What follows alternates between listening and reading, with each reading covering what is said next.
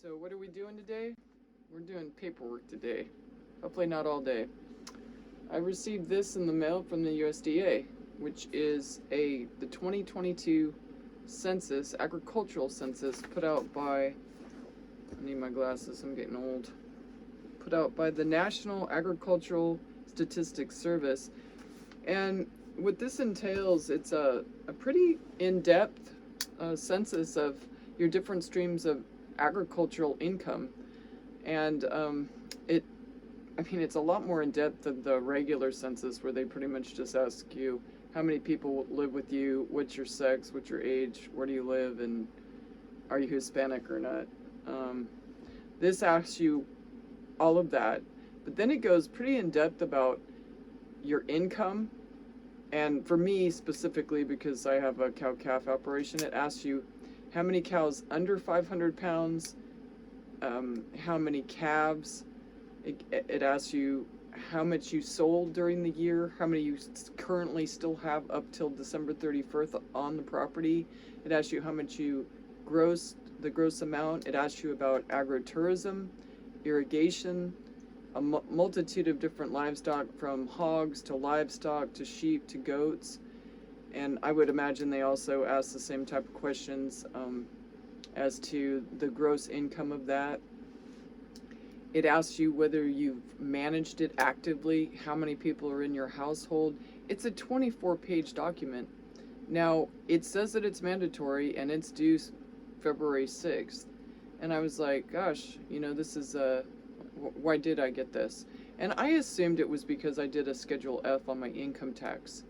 And I went to the USDA site and I looked up the census, and it says that they don't use it for taxation purposes and other things, but I kind of doubt that, because I got on a list, and I'm thinking that I got on the list for one of only two reasons. One, I do a Schedule F because my farm is not a hobby farm, it is for business. And two, I actually go to the NRCS for grants, for cross-fencing and for conservation grants. And that would be a topic of another video, because that gets pretty in-depth. But I would definitely, if you're curious at all about receiving grants from the NRCS and you have a ranch, many of the grants either match you or they pay for the materials and you do the labor, or kind of like the labor's paid for. It's kind of a flat rate set type of deal. So I'll get more in detail about that. So those are the two sources that I think they got my name off of. And it says that they don't use the results for tax purposes, but I know for a fact that if you have a business, like of any sort, they know, like if you have an income of $60,000, say from a beauty salon, they pretty much know how much shampoo you're going through and how much conditioner and your general expenses.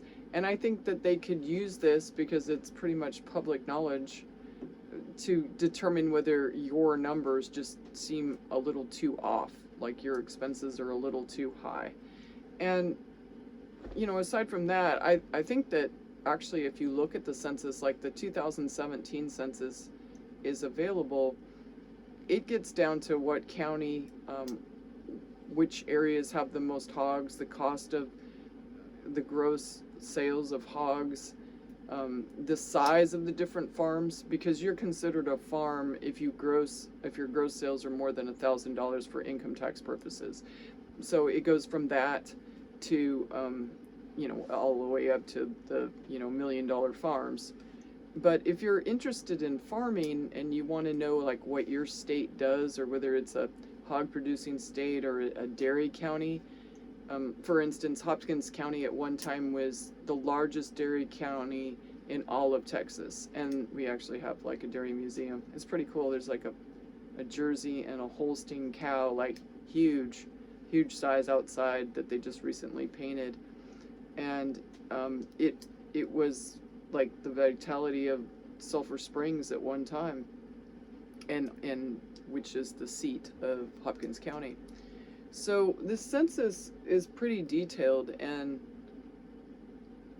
it's actually very detailed, and it makes you wonder like what they are doing with the data. But it also is a public service to the farmer because you can kind of see what has been reported. Now, like I said, this is a mandatory report.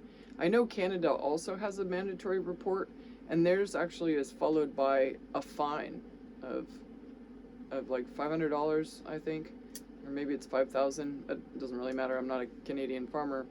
And here it says that if you don't fill it out, then you'll be perhaps followed up by an interview for some sort or another. So anyway, I filled it out. I did like the long form. I didn't do the online version. I wanted to kind of sit down in my spare time and, you know, look through my shoebox of my receipts and gross sales and things and do a fairly accurate estimate as to what my gross sales were. You know, you don't know all your expenses really because they get down to how much did you spend on lime and fertilizer, how much did you spend on pesticides, and on how many acres you spread those products on. And I really haven't tallied it up in great detail because my income tax isn't due till, you know, I usually try to get it out by March, but you know, a good estimate would be just kind of looking at my last income tax statement and, you know, figuring out from that, because mine doesn't change that much from year to year unless I did something special. So if you are interested in knowing what's going on in your state and even your county with the specific livestock, it's pretty specific, and I would say that it would be a really good resource. You know, coming from Texas, there's always a conspiracy theory out there. I do receive grants from the NRCS, so I kind of feel like it might behoove me to fill it out as accurately as possible because I'm a very small-time farmer, and I do appreciate the grants that I do get, and there doesn't seem to be too many strings attached to them. Pretty much, like for instance, I took out an NRCS grant for cross fencing, and they came out and they determined that each pasture did indeed have a water source, and that if I cross fenced it, it would help with the grazing management of my farm. And they pay you like for every so many feet. Like I think it was something like maybe $2.25, maybe it was $2.70. It varies by quarter depending on when your grant is actually awarded to you. And then they come back out and they determine that you actually did, you know, put up the fence and how many actual feet you did.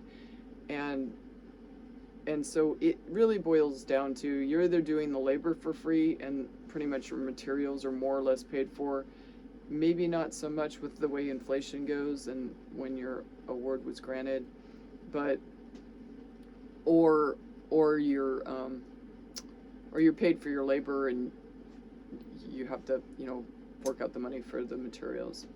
So anyway, I filled it out. It's not even January yet, but I kind of like to get paperwork off my desk, so I'm not much of a procrastinator.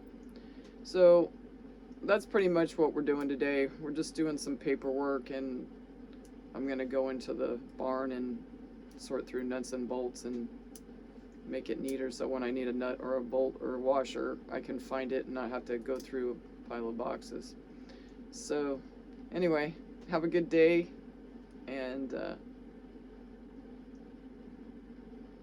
get your paperwork out of the way so you don't have to think about it anymore. Bye-bye.